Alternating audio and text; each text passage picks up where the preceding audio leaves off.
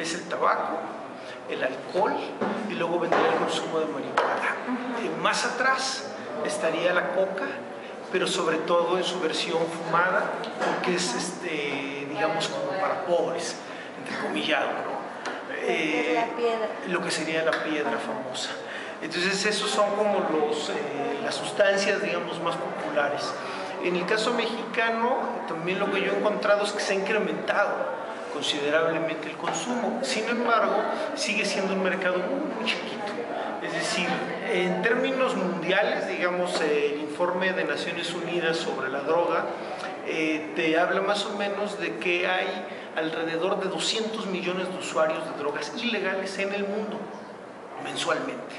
Sin embargo, el consumo problemático es de alrededor de 25 millones de personas, ¿no? O sea, digamos que esos 25 millones corresponden con la imagen de lo que se llama el adicto, ¿no? Es decir, este sujeto esclavo de. Sin embargo, es bien interesante porque el adicto también es una invención del siglo XX. Hasta antes del siglo XX no existía como tal el término. El término, según yo, tiene que ver ya ahora sí con una crisis de la propia modernidad y el desarrollo del capitalismo. Es decir, para hacer una prohibición necesitabas replantearte el paradigma. Entonces ahí se inventa el adicto. ¿Por qué digo que se inventa? Porque las drogas se han utilizado desde siempre. Es decir, hay vestigios de por lo menos 4000 años antes de Cristo.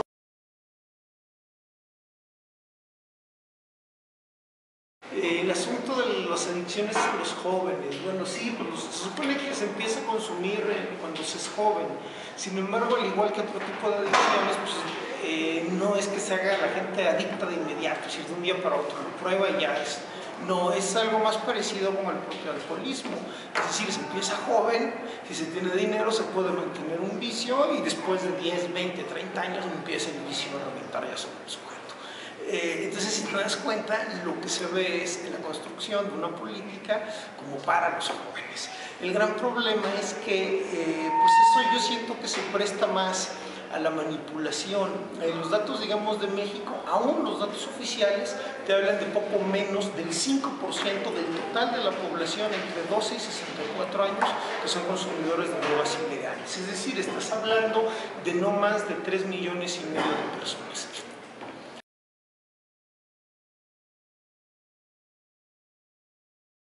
Si tú ves las encuestas que se han hecho sobre los jóvenes en México, te vas a llevar sorpresas muy interesantes. No son libertinos, no son golfos, nada que ver con el imaginario del mundo adulto que dice que hay la juventud descarriada. Exacto.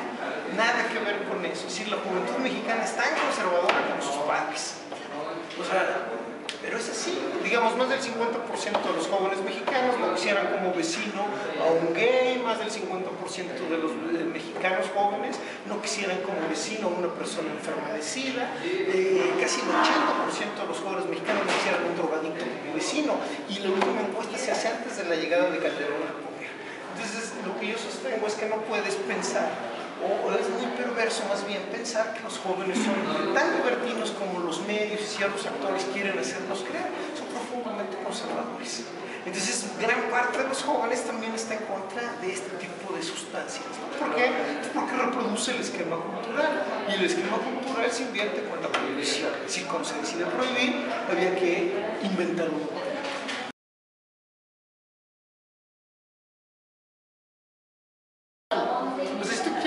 El asunto de las drogas ilícitas y del narco, lo primero que tienes que hacer es no pensar en lo moral, porque lo moral no sirve de mucho. O sea, acabamos la discusión en un minuto, si es muy malo y feo, y o sea, ya no entendimos nada de lo demás. Pues tú quieres entender esto, no es volverte moral, porque es un negocio moral, es un capitalismo.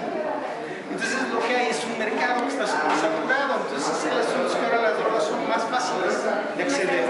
Ahora, eso no significa que cualquiera llegue a la consiga. O sea, necesita saber una serie de mecanismos de eso. Circuito, conecto y demás. Exactamente. Entonces, más bien, yo lo que veo es que es, por un lado, la desesperación del mundo, la desesperación de las autoridades que no entienden nada, para no variar, y que no tienen la más remota idea de cómo abordar este tipo de fenómenos. Entonces, ¿desde dónde lo abordan? Desde los prejuicios, desde la ignorancia, desde la represión. Pero esto en todo el país. O sea, digamos, por ejemplo, hay un tipo que no sé si es un imbécil o un perverso que solicita que los jóvenes se vayan todos al ejército. Me decía una persona, es maravilloso, se matan entre ellos, tienen resuelto el problema. Otros te dicen, pues todavía mejor, después de 3 años se van y se hacen zetas. Entonces, digamos, ¿por qué no les das un violín o una guitarra? Harías más por esos jóvenes dándoles un instrumento musical que diciendo estas barbaridades, vamos a...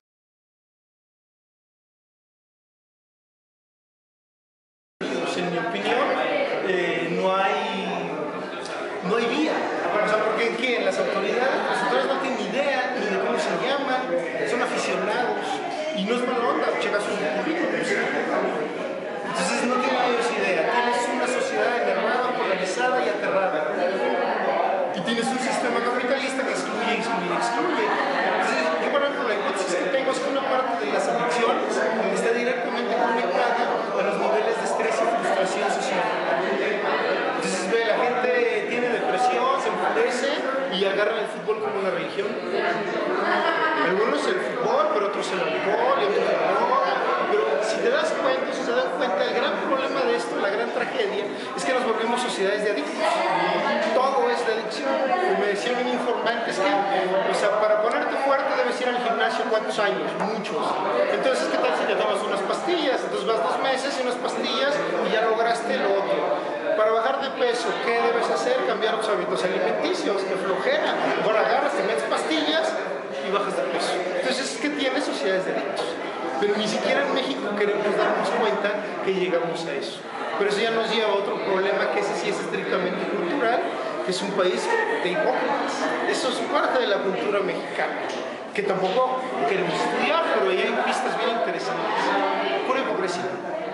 O sea, si se le quita la hipocresía, entonces puedes ver las drogas en otra dimensión, su nivel real. Y obviamente, pues combatir el fenómeno. ¿Pero dónde? La prevención. ¿Pero cómo combates la prevención? Tienes que darle a los chavos cosas que hacer. O sea, si no los pones a hacer algo, si no les das chance de hacer nada, entonces ¿qué quieren? Pura represión. O sea, ok, bueno, ¿por qué no les abren más espacios? ¿Por qué no les dan otras cosas para hacer? Pues no, porque es más fácil criminalizar, reprimir y soltar policías por todos lados. Esa es la diferencia. Entonces, si se dan cuenta, o sea, la onda del combate a las drogas en realidad lo que está haciendo es imponer un estado policíaco y que va hacia un terrorismo de estado. Visiten Juárez, visiten Gómez Palacio, La Laguna, Reynosa, Matamoros. O sea, ahí ya vas a ver paramilitares, una serie de actores totalmente sueltos. Para pronto estamos perdidos. Seguramente, yo creo que estamos en el abismo y no queremos reconocerlo. Lo dijo con mucha claridad Javier Sicilia, este poeta que acaban de matar. O sea, si no se para ya, o sea, y esto no tiene retorno. Él cree que no tiene, o sea, que se puede parar. Yo en lo personal creo que ya no. Es decir, que ya llegamos al abismo, pero no queremos darnos cuenta de eso. Entonces, pues ¿qué viene, según yo? La espiral de la degradación, que va a seguir y seguir y seguir y seguir, porque esa no tiene fin, el único fin es cuando mueres. Pero siempre te puedes degradar más. Para allá estamos. Creo, ojalá me equivoque, por supuesto, pero yo creo que ahí es donde está gran parte del conflicto general. O sea, no hay mecanismos de control, no hay Estado, no hay regulación, y la sociedad está en shock. Muchas gracias.